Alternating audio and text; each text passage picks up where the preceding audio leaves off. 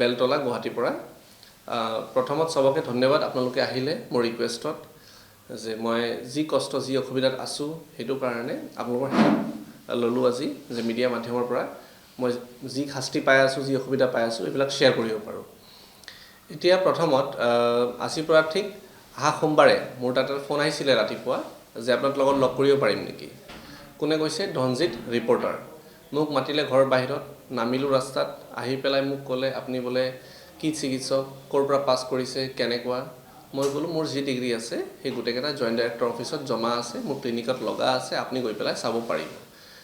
তেখেত ক'লে নহয় আমি শুনিছো আপুনি বলে ভুৱা আপুনি বেয়া চিকিৎসা কৰে মানুহ বহুত মৰিছে হাড়িবিলাক ভাঙিছে মই বলো চাওক এনেকা ধৰণে ব্ল্যাকমেল বা বেয়া কথা এইবিলাক নকব তথ্য হিচাপে কব তথ্য নোহোৱাকে মানুহক শাস্তি দিব নাপায় এনেকে কলো কোৱা পিছত মোক ক'লে মই ক্লিনিকত যাম মই বলো যাওক ক্লিনিকত ওয়েলকাম আছে মই ঘৰতে আছিলো তেখেত ক্লিনিকলৈ আহিলে আধা ঘণ্টা 1 ঘণ্টা মান বহিলে হেতু প্ৰুফ আছে সিসিটিভিত ফুটেজ আছে তাৰ পিছত তেখেত 10-15 মিনিট বহাৰ পিছত মই 2-3 বাৰ ফোন কৰিলে মই ফোনটো ৰিসিভ নকৰিলো ৰিসিভ নকৰা পিছত ক্যামেৰা উলিয়াই ক্যাম্পাছৰ ভিতৰত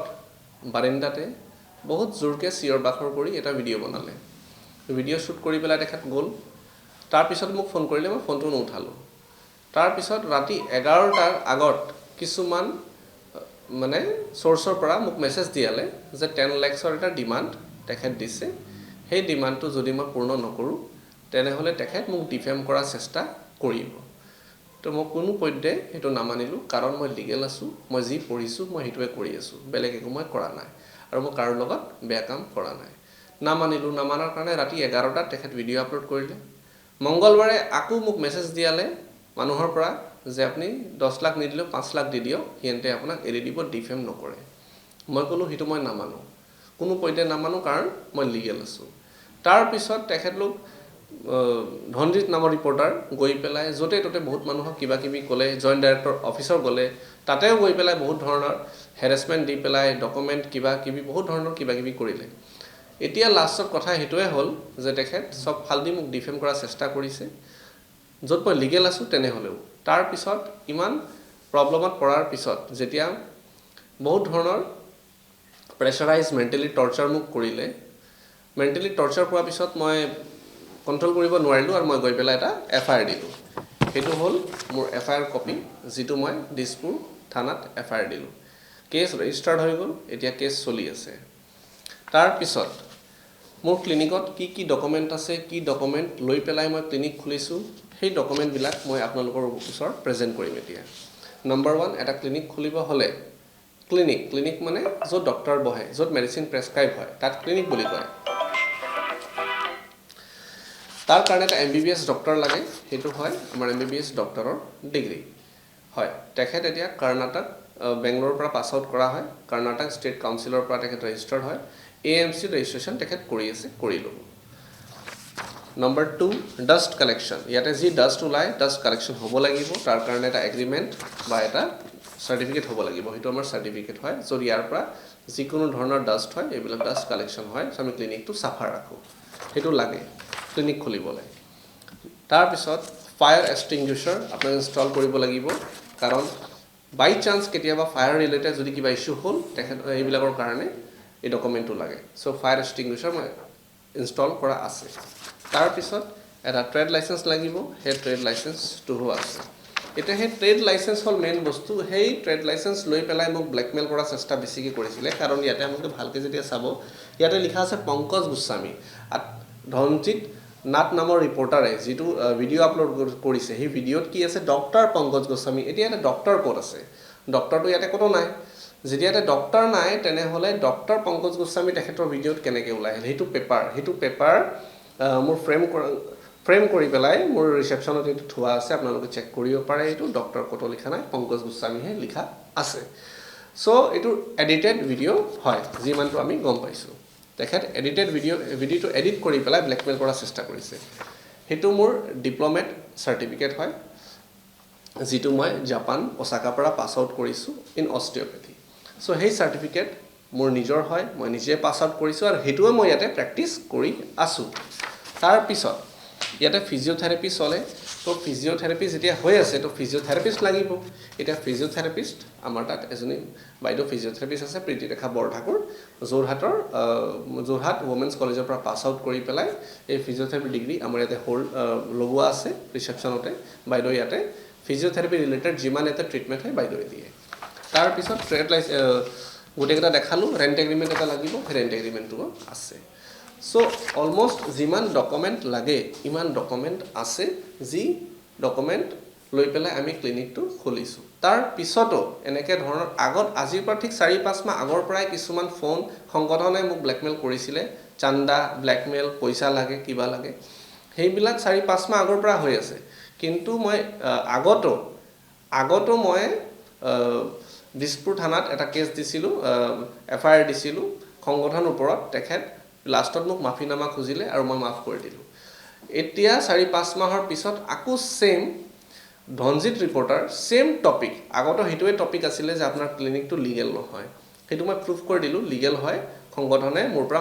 মোক মাফিনামা এটা দিলে তেখেতলোক মাফি খুজিছে মোৰ পৰা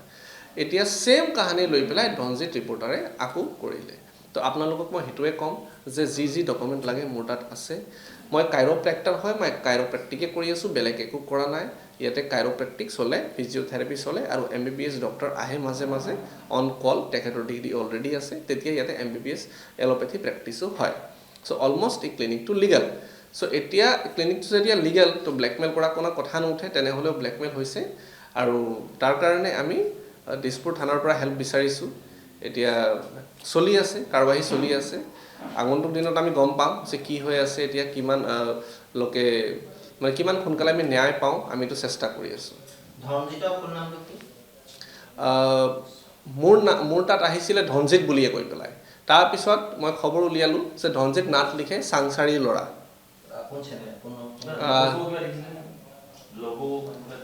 হয় ভিডিঅ' আছে নেশ্যন এনি চেনেলৰ নাম হ'ল নেশ্যন এনি কেতিয়া আপোনাক দাবী কৰিছিল কিমান টকা দাবী কৰিছিল 10 লাখ টকা দাবী কৰিছিলে প্ৰথমত ৰাতিপুৱা যেতিয়া মোৰ তাত লগ হ'ল প্ৰথম লগ মোক মাতিলে ঘৰ বাহিৰত আপুনি আহক সেইটো কিমান তাৰিখ সোমবাৰ ৰাতিপুৱা যোৱা সোমবাৰ ৰাতিপুৱা 11টা 11:30 মানে তেতিয়াহে মোক ক'লে আপুনি কিবা মিলাবনে নিমিলাব যদি আপুনি নিমিলাই দিগদাৰ আছে আপোনাৰ 10 লাখ টকা পূৰ্বতে আপোনাৰ দাবী কৰিছে নহয় এইটো প্ৰথমবাৰ আগত কিছুমান সংগঠন আহিছিলে সেই সংগঠনবিলাক আহাৰ কাৰণে মই এটা FIR দিছিলোঁ FIR দিয়াৰ পিছত লগালগ এটা সংগঠনে মোক মাফিনামা এটা দি দিলে তাৰপিছত কোনো সংগঠন আজিলৈকে অহা নাই নহয় বিল লাচিত খানা নাছিলে মই নাম ক'ব নোৱাৰোঁ কাৰণ যিহেতু মোক মাফিনামা দিলে অলৰেডি মাফি খুজিলে তো মাফি খোজাৰ পিছত কাকো ডিফেম কৰা এইটো প্ৰশ্ন নুঠে আপুনি যেহেতু দিবৰ কাৰণে মান্তি নহ'ল তেতিয়া তেওঁ কি ব্যৱস্থা লোৱাৰ কথা বা কেনেধৰণে ভাবুকি দিছিলে ধনজিত ডিফেম কৰিব গুৱাহাটীৰ পৰা খেদি পঠিয়াব গুৱাহাটীত থাকিব নিদিয়ে মোক ডাইৰেক্ট সুধিলে আপোনাৰ বয়স কিমান মই ক'লোঁ মোৰ বয়সৰ লগত আপোনাৰ কি কাম বয়স কিমান তাৰপিছত আপুনি ক'ৰ মানুহ মই তেজপুৰৰ মানে মোৰ বয়স মই ক'ত থাকোঁ ইয়াতে মোৰ মাটি বাৰী ঘৰ আছে নাই ইয়াত মোৰ বংশ আছে নাই এইবিলাক মোক সুধিলে তেতিয়াহে মোক অলপমান ভাপ আহি গ'ল যে সি ৰিচাৰ্চ কৰিবলৈ অহা নাই সেই মানুহজনে কিবা বেলেগ ভাবি আহিছে তাৰ পিছতহে মোক কিছুমান কোৱেশ্চন সুধিলে ৰাফ কোৱেশ্চন তেতিয়া মই ক'লোঁ যে চাওক গোটেই চাৰ্টিফিকেট অলৰেডি হোল্ড কৰা আছে মোৰ ক্লিনিকত লগোৱা আছে ৱালত আপুনি গৈ পেলাই চাই লওক নহয় আপুনি কিবা মিলাব যদি মিলাওক নহ'লে আমি কিবা বেলেগ কৰিম তো সেই কথাটো কৈ পেলাই সি ওলাই আহিল ক্লিনিকত আহিল আধা ঘণ্টা বহিলে ফোন কৰিলে মই ফোন ৰিচিভ নকৰিলোঁ তাৰপিছতে ইয়াতে ভিডিঅ' বনাই পেলাই সি ওলাই গ'ল তাৰপিছতে মোক ফোন কৰিলে যে আপুনি কিবা মিলাবনে আৰে কি মিলাম মই আপুনি বন্ধু হিচাপে দাদা হিচাপে আহিলে ট্ৰিটমেণ্ট ল'লে ডিছকাউণ্ট লাগে কিবা লাগে সেইটো বেলেগ কথা বা আপুনি চাহ পানী খাবলৈ 500,000 টকা এটা চন্দা লাগে সেইটো বেলেগ কথা কিন্তু blackmailing to what is blackmail এইটো অন্যায় না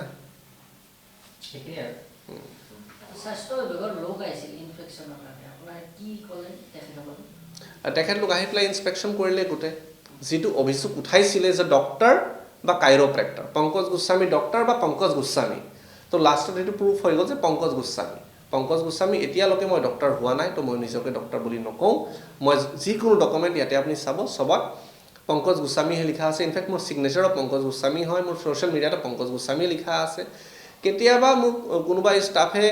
ভিডিঅ' আপলোড কৰোঁতে বা কিবা কৰোঁতে ক'ৰবাত ডক্টৰ লিখি দিছিল 1-2 জেগাত সেইটো পিছত আমি ডিলিট কৰি ল'লোঁ ঠিক আছে এইটো শুধৰাই ল'লোঁ সেইটো বেলেগ কথা কিন্তু মোৰ সিগনেচাৰ মোৰ সাৰ্টিফিকেট মোৰ প্ৰেছক্ৰিপশ্যন মোৰ বেনাৰ সব জায়গাটো পংকজ গোস্বামীহে লিখা আছে তো তেখেত ব্লেকমেইল কৰাৰ কাৰণে কোনো ৰাস্তা পোৱা নাই কি ধৰণত মোক ব্লেকমেইল কৰিব সেইটো কাৰণে তেখেত এটাই উপায় পালে যে নহয় কি পংকজ গোস্বামী লিখে তাক যদি কোনোবা জায়গাত এটা মই ডক্টৰ পংকজ গোস্বামী পাই যাওঁ তো তেখেতক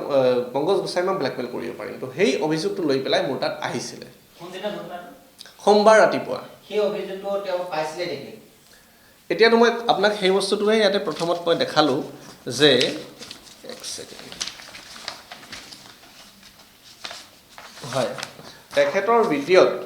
লিখা আছিলে ডক্টৰ পংকজ গোস্বামী যিটো ফটো দেখাইছিলে ফটো আছিলে ট্ৰেড লাইচেন্সৰ এইটো হ'ল মোৰ ট্ৰেড লাইচেন্স এটা ট্ৰেড লাইচেন্সত পংকজ গোস্বামীটো লিখা নাই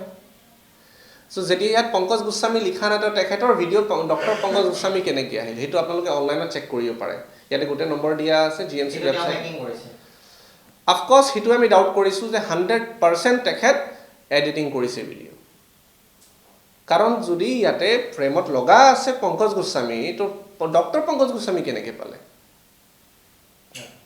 আৰু যোৱাকালিৰ ভিডিঅ' এটা আপলোড কৰিছিলে তাৰ বিষয়ে কিবা ক'ব পাৰে নেকি যোৱাকালি এটা ফেক ভিডিঅ' আপলোড কৰিছিলে এটা পেচেণ্টৰ গৈ পেলাই বাইট ল'লে আপ'ল এক্সেল কেয়াৰত ক'ব পাৰিম ন ঠিক আছে প্ৰথম ভিডিঅ' আপলোড কৰিলে সোমবাৰ ৰাতি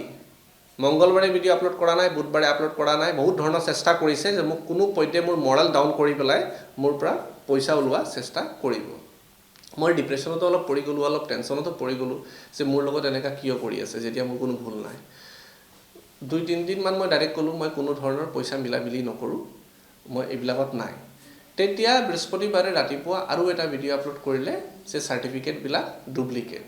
তো চাৰ্টিফিকেটবিলাক মই গোটেই অৰিজিনেল প্ৰুফ কৰি দিলোঁ ইনস্পেকশ্যনত যে চাৰ্টিফিকেটবিলাক অৰিজিনেল হয় তাৰপিছত যোৱাকালি ৰাতি 8টা বা 9টা মাজত আৰু এটা ভিডিঅ' আপলোড কৰিলে সেইটো ভিডিঅ'ত আপ'ল' এক্সেল কেয়াৰত কোনোবা এজন পেচেণ্ট বেডত শুই আছে বেডত বাইট ল'লে যে পেচেণ্টে কৈ আছে